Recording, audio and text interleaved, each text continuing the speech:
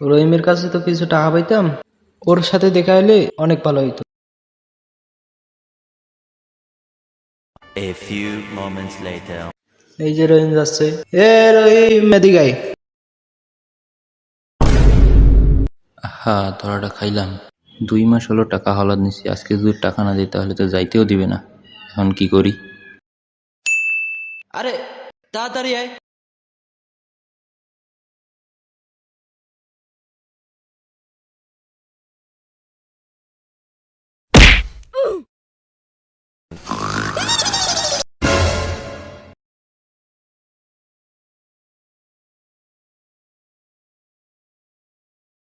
এ কি হলো কি হলো, উঠ উঠ।